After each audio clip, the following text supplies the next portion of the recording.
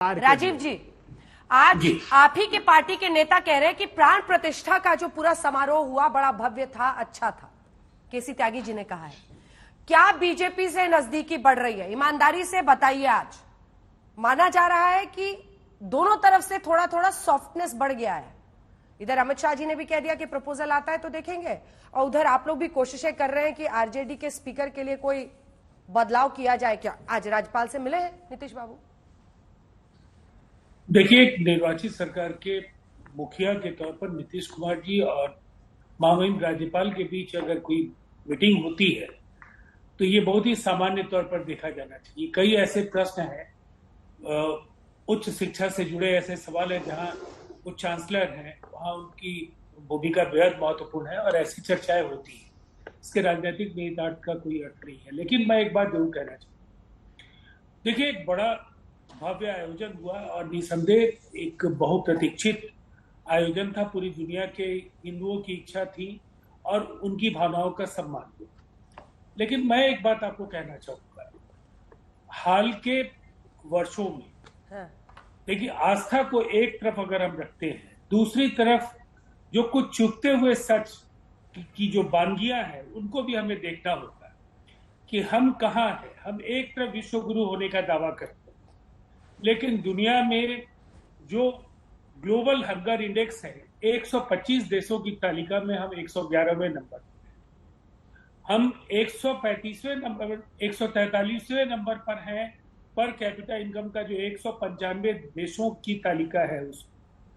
और इनसे जुड़ा हुआ शांति का प्रश्न है, वर्ल्ड पीस इंडेक्स जो है, जो ग्लोबल पीस इंडेक्स है, उसमें हम 165 देशों में 135वें नंबर। देखिए, ये आंकड़े चिंता पैदा करने वाले। बेरोजगारी के आंकड़े बताते हैं कि 10% से ज्यादा का बेरोजगारी दर है, जो 45 वर्षों के चरम पर है। और इसके साथ ही देश पर जो कर्ज का बोझ है, आज प्री पैंडेमिक लेवल था 75% जीडीपी के मुकाबले, जो आज 81.9% है।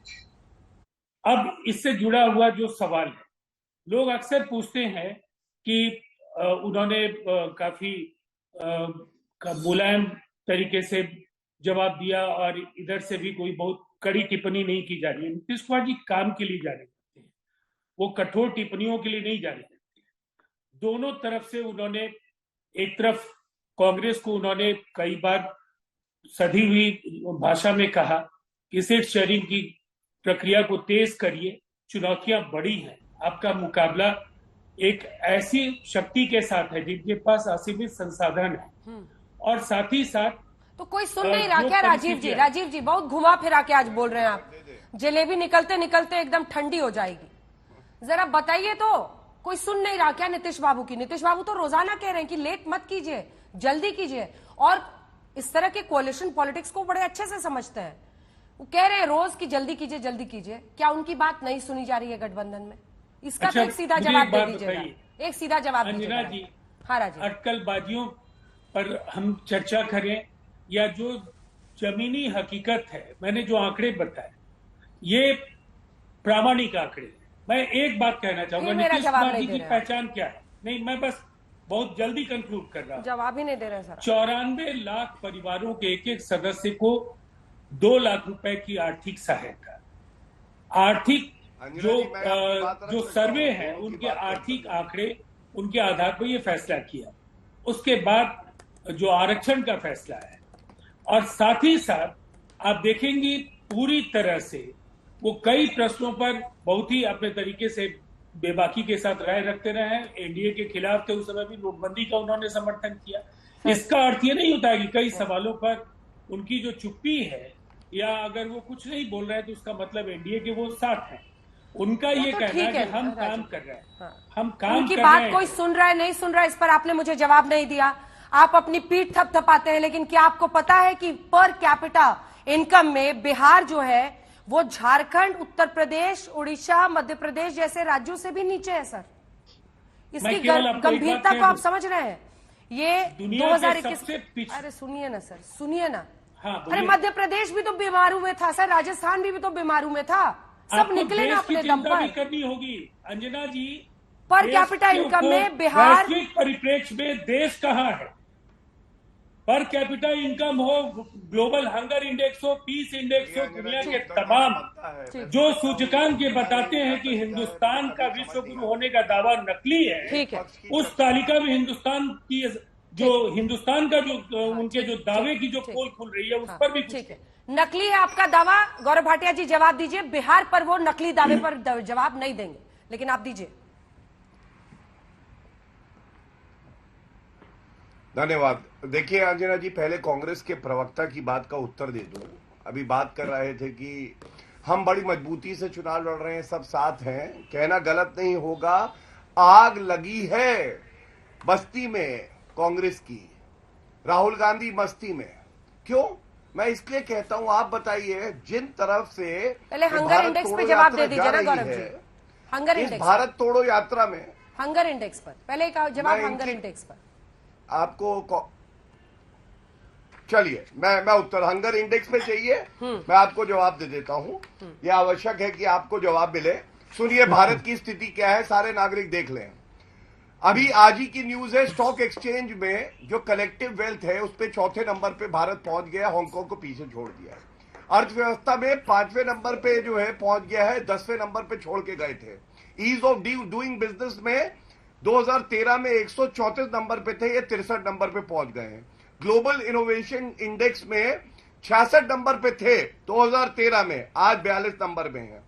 Gross domestic product 1.88 trillion dollars होता था, 3.3 ट्रिलियन यूएस डॉलर्स की इकोनॉमी हो गई है। वर्ल्ड मोस्ट क्रिमिनल इंडेक्स जो है यूनाइटेड नेशंस का है, 99 पे थे, 77 पहुंच गए क्राइम में। वर्ल्ड कंपेटिटिव इंडेक्स 60 था, 37 पे पहुंच गए हैं। ऑटोमोटिव इंडस्ट्री 10वें नंबर पे थे, 3रे नंबर पे पहुंच गए हैं।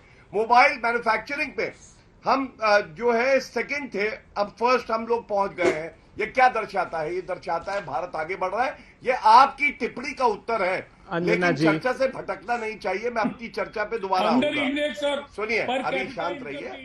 देखिए अंजना, आ रही हूँ, पूरा कर लेने दीजिए। गौरव जी को पूरा कर लेने दीजिए, फिर आ रही हूँ। ये तरीका ठीक नहीं है। बोलिए। हाँ, हंगर इंडेक्स पे वो लोग बात कर रहे हैं, उस हंगर इंडेक्स की जिसमें पाकिस्तान और बांग्लादेश से हमें पीछे दिखाती हैं ये जो विदेशी एजेंसियां हैं, जबकि 80 करोड़ भारतीयों को 3 साल से नरेंद्र मोदी जी राशन दे रहे हैं। आज चर्चा का विषय ये नहीं है। अंजना जी, डंके की चोट पे कहता हूं, 300 सीटें पार होंगी भाजपा की अकेले। यहां कांग्रेस से पूछिए, जेडीयू से पूछिए, इनका कन्वीनर कौन है, प्रधानमंत्री का चेहरा कौन है? अंडा कुछ नहीं पता है। इनसे पूछिए कितनी सीटें मिल रही है उत्तर प्रदेश में, भीख का कटोरा लेके 2 सीटें नहीं आएंगी। पश्चिम बंगाल में ममता बनर्जी गाली दे रही है, आपने इनसे नहीं पूछा कि अधीर रंजन चौधरी क्यों ममता बनर्जी को गाली देते हैं और वो पलट के वार करती है, पूछना चाहिए। और सबसे बड़ी बात है, इन्होंने कहा राहुल गांधी को हम मंदिर नहीं जाने दिया। अरे हनुमान चालीसा में भी एक है, पढ़िए उसे, क्या कहता है हनुमान चालीसा? स्वयं कहती है, भूत पिशाच निकट नहीं आवे, महावीर जब नाम सुनावे। जो भगवान राम को काल्पनिक बताते थे तब शर्म नहीं आती थी। जब कपिल सिब्बल कांग्रेस में होके कहते थे सर्वोच्च न्यायालय अभी सुनवाई ना करे, तब शर्म नहीं आती थी। जब राहुल गांधी कहते हैं मंदिर में लड़के छेड़ने जाते हैं तो शर्म नहीं आती थी। आज देखिए इनकी मजबूरी है, ये हिंदुओं को पसंद ना भी करें, लेकिन हमारे आराध्य भगवान राम को, ईश्वर को गाली नहीं दे सकते हैं। अब आते हैं जेडीयू पे।